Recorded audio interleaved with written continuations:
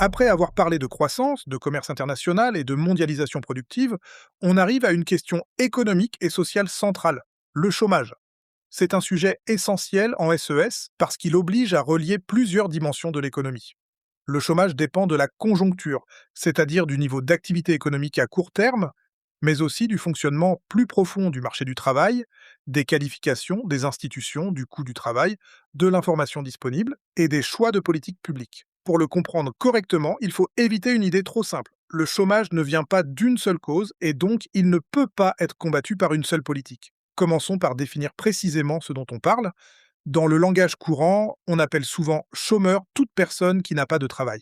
Mais en économie, et plus encore dans les statistiques officielles, la définition est plus stricte. Au sens du Bureau international du travail, un chômeur est une personne en âge de travailler qui est sans emploi, disponible pour travailler rapidement et qui recherche activement un emploi, ou qui en a trouvé un qui commencera bientôt. Cette définition est importante parce qu'elle permet de comparer les pays entre eux et de distinguer le chômage d'autres situations proches. La population active regroupe les personnes en emploi et les personnes au chômage. Les personnes qui ne travaillent pas et ne recherchent pas activement un emploi, comme certains étudiants, retraités, personnes au foyer ou personnes découragées, sont classées parmi les inactifs. C'est pour cela que le taux de chômage ne mesure pas la part des chômeurs dans toute la population, mais la part des chômeurs dans la population active. La formule est simple. Taux de chômage égale nombre de chômeurs divisé par population active, multiplié par 100. Si un pays compte 3 millions de chômeurs et 30 millions d'actifs, son taux de chômage est de 10%. Il faut distinguer ce taux de chômage du taux d'emploi. Le taux d'emploi rapporte le nombre de personnes en emploi à la population totale d'un âge donné, souvent les 15-64 ans. Cette différence est fondamentale. Un pays peut avoir un taux de chômage relativement faible parce qu'une partie importante de sa population ne participe pas au marché du travail. À l'inverse, un pays peut avoir un taux d'emploi élevé et pourtant un chômage non négligeable si beaucoup de personnes veulent travailler. Le taux de chômage nous dit quelle part des actifs cherchent un emploi sans en trouver. Le taux d'emploi nous dit quelle part de la population occupe effectivement un emploi. Les deux indicateurs sont donc complémentaires. Il faut aussi connaître la notion de sous-emploi. Une personne en sous-emploi a un emploi, mais cet emploi ne correspond pas pleinement à son souhait de travailler. C'est typiquement le cas d'un salarié à temps partiel subi qui voudrait travailler davantage mais n'en a pas la possibilité. Le sous-emploi rappelle une idée importante. La frontière entre emploi et chômage n'épuise pas toutes les difficultés du marché du travail. On peut avoir un emploi mais travailler moins qu'on ne le souhaiterait, occuper un emploi précaire, être en activité réduite ou se situer dans ce qu'on appelle parfois le halo autour du chômage, c'est-à-dire une zone où des personnes souhaitent travailler mais ne remplissent pas exactement toutes les conditions statistiques pour être comptées comme chômeuses. Pour le bac, il ne faut pas confondre chômage et sous-emploi. Le chômeur n'a pas d'emploi. La personne en sous-emploi en a un, mais insuffisant par rapport à son souhait de travail. Une fois ces définitions posées, il faut comprendre pourquoi le chômage existe. La première grande distinction oppose le chômage conjoncturel et le chômage structurel. Le chômage conjoncturel dépend des fluctuations de l'activité économique. Quand la croissance ralentit, quand la demande diminue, quand les entreprises vendent moins, elles réduisent leur production. Pour produire moins, elles ont besoin de moins de travailleurs, ou elles embauchent moins. Le chômage augmente alors parce que l'économie est en sous-régime. À l'inverse, lorsque la demande progresse, que la production repart, et que les entreprises anticipent dans des débouchés, elles peuvent investir et recruter. Le chômage conjoncturel est donc lié au cycle économique. Il augmente en période de récession ou de ralentissement et diminue en période de reprise. Prenons un exemple simple. Si les ménages réduisent leur consommation parce qu'ils craignent l'avenir, les entreprises vendent moins. Si elles vendent moins, elles peuvent reporter leurs investissements, ne pas remplacer les départs, réduire les contrats temporaires, voire licencier. Les revenus distribués diminuent ou progressent moins vite, ce qui peut à nouveau réduire la consommation. On peut alors entrer dans un cercle défavorable. C'est la logique keynésienne. Lorsque la demande globale est insuffisante, les entreprises n'embauchent pas, non pas parce que les travailleurs seraient trop peu qualifiés, ou parce que les salaires seraient forcément trop élevés, mais parce qu'elles n'ont pas assez de clients. Dans ce cas, le problème principal n'est pas l'offre de travail, mais l'insuffisance de la demande de biens et de services. Mais tout le chômage ne disparaît pas quand la croissance revient. C'est là qu'intervient le chômage structurel. Le chômage structurel renvoie aux difficultés plus durables du fonctionnement du marché du travail. Il ne dépend pas seulement des hauts et des bas de la conjoncture. Il peut exister même lorsque l'économie est en croissance parce que certains travailleurs ne correspondent pas aux emplois disponibles, parce que l'information circule mal, parce que les salaires s'ajustent imparfaitement, parce que certaines institutions ont des effets ambivalents, ou parce que les entreprises et les salariés rencontrent des obstacles dans leurs rencontres. Un premier ensemble de causes d'eau structurelles concerne les problèmes d'appariement. L'appariement, c'est la rencontre entre une offre de travail et une demande de travail. D'un côté, des travailleurs proposent leur force de travail, de l'autre, des entreprises les cherchant à recruter. Mais cette rencontre n'est pas automatique. Il peut exister un chômage frictionnel lié au temps nécessaire pour trouver un emploi. Même dans une économie qui fonctionne bien, une personne qui quitte un emploi ou termine ses études peut mettre plusieurs semaines ou plusieurs mois à trouver un poste adapté. De la même manière, une entreprise peut mettre du temps à trouver le candidat correspondant à ses besoins. Ce chômage de friction ne signifie pas forcément que le marché du travail est bloqué. Il reflète le temps normal de recherche et de sélection. Les problèmes d'appariement peuvent aussi venir d'inadéquation spatiale. Les emplois disponibles ne sont pas toujours situés là où vivent les personnes au chômage. Une région peut manquer de main-d'œuvre dans certains secteurs, tandis qu'une autre connaît un chômage élevé. Mais se déplacer n'est pas toujours facile. Il faut trouver un logement, financer un déménagement, s'éloigner de sa famille, résoudre des problèmes de transport, parfois accepter une baisse de qualité de vie ou un coût du logement plus élevé. L'idée selon laquelle les chômeurs pourraient simplement aller là où sont les emplois oublie donc les contraintes concrètes de mobilité. Il existe aussi des inadéquations de qualification. Les entreprises peuvent chercher des compétences que les chômeurs ne possèdent pas, tandis que certains travailleurs qualifiés dans des métiers en déclin ne trouvent pas facilement d'emploi dans les secteurs en expansion. Le progrès technique, la transition écologique, le numérique, la mondialisation ou les changements de consommation transforment la structure des emplois. Des postes disparaissent, d'autres apparaissent, mais les travailleurs ne passent pas instantanément d'un métier à l'autre. Il faut du temps pour se former, obtenir une certification, acquérir de l'expérience et être reconnu par les employeurs. C'est pour cela que le chômage structurel est souvent lié à la formation et à la capacité d'adaptation du système productif. Un deuxième ensemble de causes structurelles concerne les asymétries d'information. Sur le marché du travail, l'information est imparfaite. L'employeur ne connaît pas parfaitement la productivité future d'un candidat.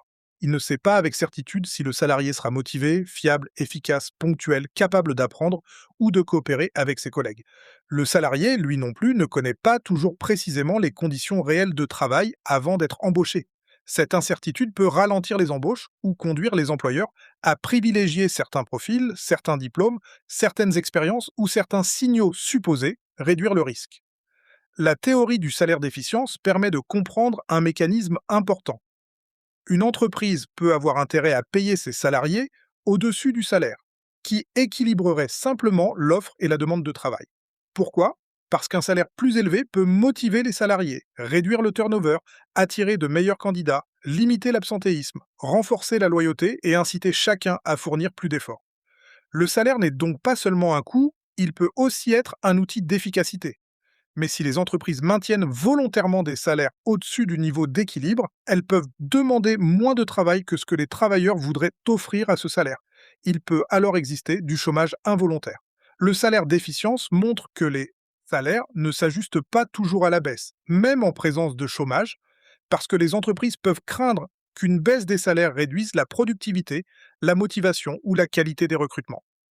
Un troisième ensemble de causes structurelles concerne les institutions du marché du travail.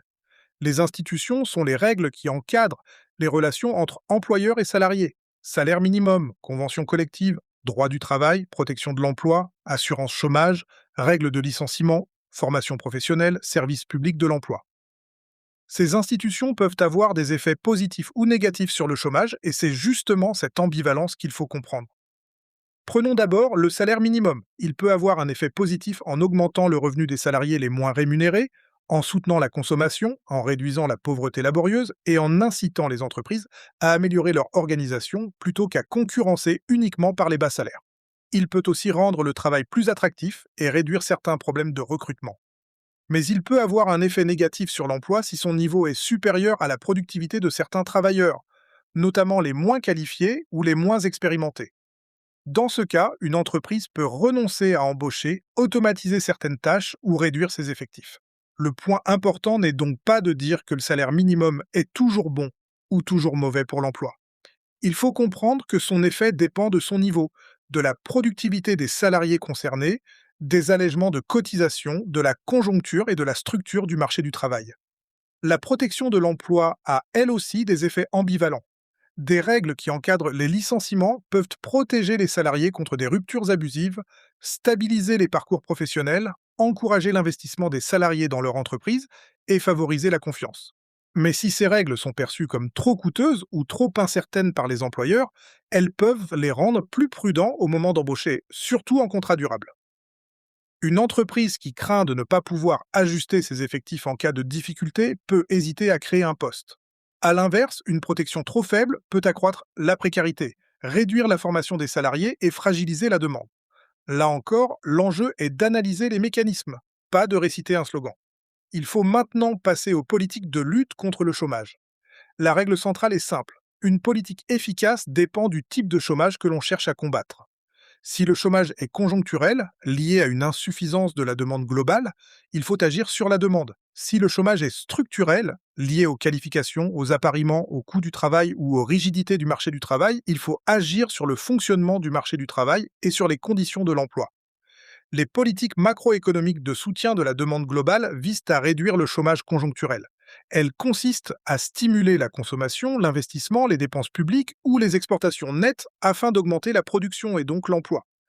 L'État peut augmenter ses dépenses publiques, financer des infrastructures, soutenir les revenus des ménages, baisser certains impôts, renforcer les prestations sociales ou soutenir l'investissement. L'idée est que si la demande adressée aux entreprises augmente, elles produiront davantage et auront besoin de plus de travailleurs. Les stabilisateurs automatiques jouent aussi ce rôle. En période de ralentissement, les recettes fiscales diminuent et certaines dépenses sociales augmentent, ce qui amortit la baisse du revenu disponible et limite la chute de la demande. La politique monétaire peut également soutenir l'activité lorsque la Banque centrale baisse ses taux d'intérêt ou facilite le crédit. Des taux plus faibles rendent en principe l'emprunt moins coûteux, ce qui peut encourager l'investissement des entreprises et la consommation des ménages, notamment pour les achats financés à crédit. Une demande plus forte peut alors soutenir l'emploi. Mais, dans la zone euro, cette politique monétaire est menée par la Banque centrale européenne, pour l'ensemble des pays de la zone et non séparément par chaque État. Cela deviendra central dans l'épisode suivant. Les politiques de relance ont cependant des limites.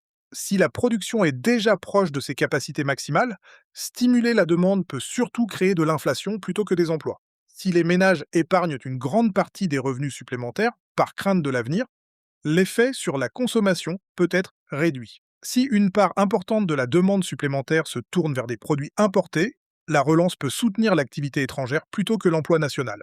Enfin, une relance budgétaire peut accroître le déficit public et la dette publique, ce qui pose des questions de soutenabilité et, dans le cadre européen, de respect des règles budgétaires. Une deuxième famille de politiques vise à réduire le coût du travail.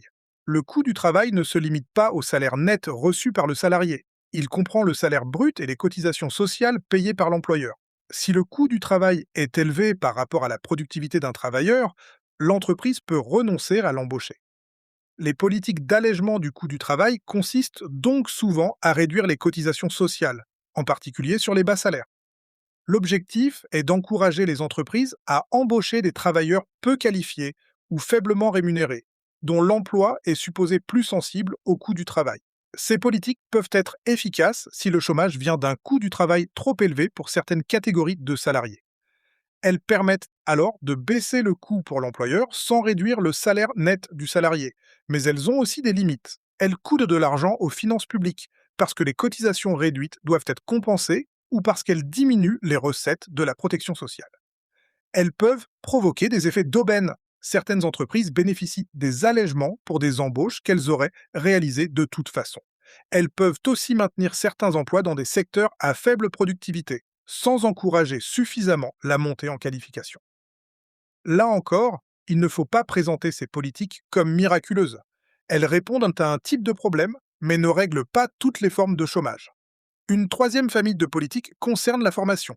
Si le chômage vient d'une inadéquation entre les qualifications des travailleurs et les besoins des entreprises, alors il faut améliorer les compétences. Les politiques de formation peuvent concerner les jeunes, les demandeurs d'emploi, les salariés en reconversion, les travailleurs peu qualifiés ou les personnes dont le métier est menacé par le progrès technique. Elles visent à réduire le chômage structurel en améliorant l'employabilité, c'est-à-dire la capacité à obtenir et conserver un emploi. Elles peuvent aussi faciliter la mobilité professionnelle, accompagner la transition numérique ou écologique et permettre aux travailleurs de passer de secteurs en déclin vers des secteurs en croissance. Mais la formation ne suffit pas toujours. Pour être efficace, elle doit correspondre à de vrais besoins, être accessible, de qualité, reconnue par les employeurs et compatible avec les contraintes des personnes formées. Former pour former ne réduit pas automatiquement le chômage. Une formation trop générale, mal ciblée ou déconnectée des emplois disponibles peut avoir peu d'effet. Inversement, une bonne politique de formation doit être articulée avec l'orientation, l'accompagnement, l'information sur les métiers, les besoins des territoires et les stratégies des entreprises. Une quatrième famille de politiques vise à flexibiliser le marché du travail. L'idée est de réduire certaines rigidités qui empêcheraient les entreprises d'embaucher ou d'ajuster leur activité. La flexibilité peut prendre plusieurs formes: flexibilité des contrats, flexibilité du temps de travail, flexibilité des salaires, mobilité interne, adaptation des horaires, simplification de certaines procédures de licenciement ou de recrutement. Les défenseurs de ces politiques considèrent qu'un marché du travail plus flexible permet aux entreprises de s'adapter plus facilement aux variations de la demande, donc d'embaucher davantage lorsque l'activité repart. Si une entreprise sait qu'elle pourra ajuster plus facilement ses effectifs en cas de difficulté, elle peut être moins hésitante à recruter. Mais la flexibilité a aussi des risques. Si elle se traduit surtout par une multiplication des contrats précaires, elle peut fragiliser les salariés, réduire leur capacité à se projeter, limiter l'accès au crédit ou au logement, affaiblir la formation et peser sur la consommation. Une trop grande insécurité peut aussi réduire la qualité de l'emploi et l'intégration sociale par le travail. C'est pourquoi certains pays cherchent à combiner flexibilité et sécurité, faciliter les ajustements pour les entreprises, mais garantir aux travailleurs une protection sociale, une indemnisation, un accompagnement et des possibilités de formation. L'objectif n'est pas seulement de rendre les licenciements plus faciles, mais de sécuriser les parcours professionnels. Au fond, la lutte contre le chômage impose de raisonner en diagnostic. Si le chômage vient d'une récession, des politiques de soutien de la demande globale peuvent être adaptées. Si le chômage vient d'un coût du travail trop élevé pour certaines catégories de salariés, les allègements de cotisations peuvent être envisagés. Si le problème vient d'inadéquation de compétences, la formation devient centrale. Si le problème vient d'un mauvais appariement, il faut améliorer l'information, l'accompagnement, la mobilité, les services de placement et la connaissance des besoins des entreprises. Si certaines institutions freinent l'emploi, il faut les réformer, mais en tenant compte de leurs effets protecteurs. Il ne s'agit donc pas d'opposer mécaniquement toutes les politiques, mais de comprendre à quels problèmes chacune répond. La conclusion à retenir est que le chômage est un phénomène multiple. Il se mesure par le taux de chômage, mais il faut aussi regarder le taux d'emploi et le sous-emploi pour comprendre la situation du marché du travail. Il peut être conjoncturel lorsqu'il dépend des fluctuations de l'activité économique, ou structurel lorsqu'il vient de problèmes plus durables d'appariement, d'inadéquation des qualifications, d'asymétrie d'information ou d'institutions. Les politiques de lutte contre le chômage doivent donc être différenciées: relance de la demande globale pour le chômage conjoncturel, allègement du coût du travail, formation et flexibilisation pour certaines formes de chômage structurel. L'idée essentielle pour le bac est qu'il n'existe pas une seule cause du chômage ni une seule solution. Une bonne analyse consiste à identifier le type de chômage, à expliquer ses mécanismes, puis à associer chaque politique à ses effets attendus et à ses limites.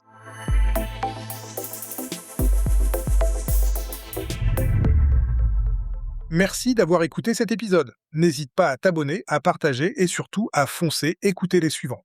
À très vite.